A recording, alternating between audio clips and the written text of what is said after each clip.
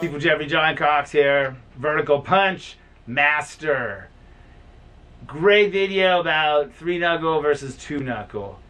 And I just want to be clear on this elbow position and what it does for your muscles. So you're seeing Isaiah is a big guy. So get kind of sideways to me, Isaiah, and raise your arm up from the side position. He can hit like that, and it's a powerful punch. And if he takes it down, bat down, he knows exactly how to do it wrong. It's a great punch, but wrong for this lesson. He's raising his arm up with the outside of the deltoid, and it's going straight, right? But he wants to have the 2-knuckle twist to it at the end, yeah? And then he wants, from this other perspective, he wants to twist his forearm. He wants to do like a, but it never gets that far when they hit, otherwise they'll break their pinky, right? So he's really just throwing a flat fist up sideways, like the first one he did. And then he's using the top of the arm and the deltoid to hold the weight up. And then he's trying to, if it's a straight, which I'll do with the camera, and if it's trying to do those 2 knuckles, it has it, I'm going to do it downwards, you can see it has a thing like this to it. Alright, and just ready to be turned around. Set it up, it's ready to be turned away. Thank you. So, there is a punch like that. I'm not complaining about that particular punch, but it is not a best biomechanic punch. The smaller you go, I'll do it on this side for the camera, my little body trying to lift that up, and I've got a very small deltoid on the outside, and lift the, so we're talking about this loose fist on that surface. Now, the next step is the rotating. So let's get closer to the camera again. My elbow is down so that I could extend using the elbow extension, right? With those beautiful triceps that all chunners of the WT families get and that you wish you all had. Boom, right? So I'm extending, and if I punch with the top knuckles to extend, my wrist is in this position. If I start here and I screw it in, I could do Phoenix Eye Fist or something. I don't know. So you could add that, but what happens is elbow lifting creep, and you end up doing a punch that's doing this motion, not this motion. So even if my knuckles are flat, I'm extending with the elbow. So most people today are raising the elbow with the deltoids and hitting, and then extending a little bit with the tricep. Okay, and then if they go from the side and they come up to hit, bap. Again, the elbow is out and the motion is going in this way. So you have a wrist. We have this, we call this the fold on the heavy bag. You hit a heavy bag really hard and it folds, right? Because of the curvature.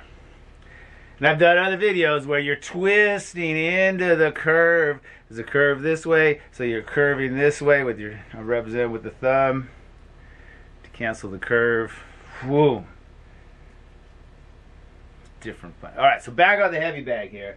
If I want to add a curve, I'll keep my vertical fist.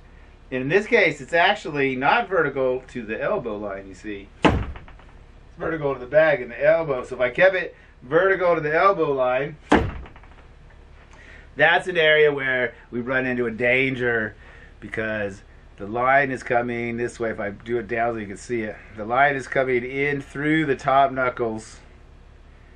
So I might consider that knuckle on that one, or I might turn my fist and keep it vertical to the floor, but now it is in the neutral position. I could be all the way upside down, I could be all the way to the outside, neutral's in the middle. So now it is in the pronated nor supinated, pronated, right? So if I'm going for a hook, I might pronate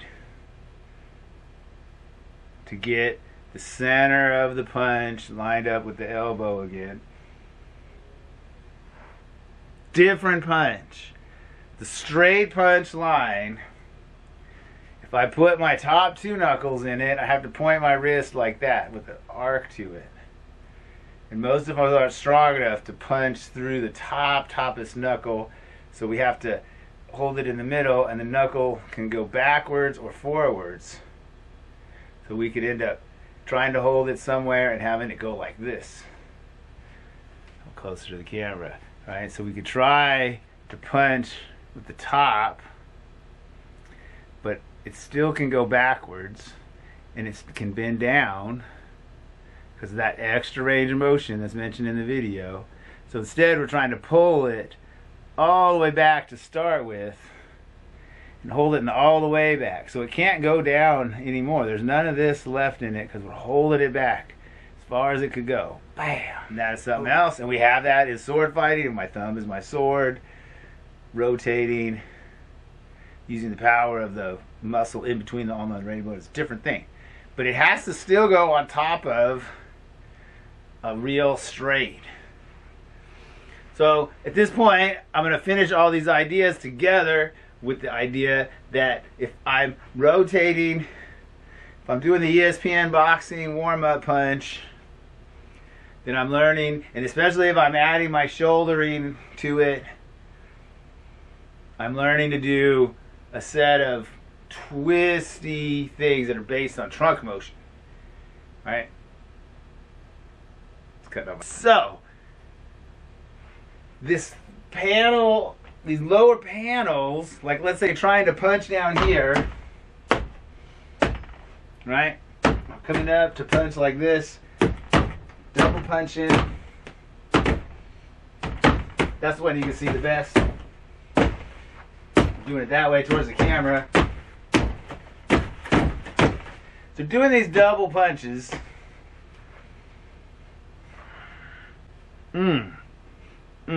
that's so that I can hit and force can go through this bone, above this bone.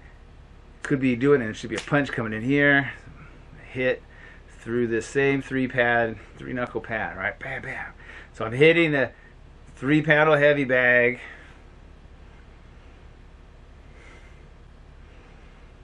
Right, so I could do a tan cell punch, but since they're both there, right, not one above the other.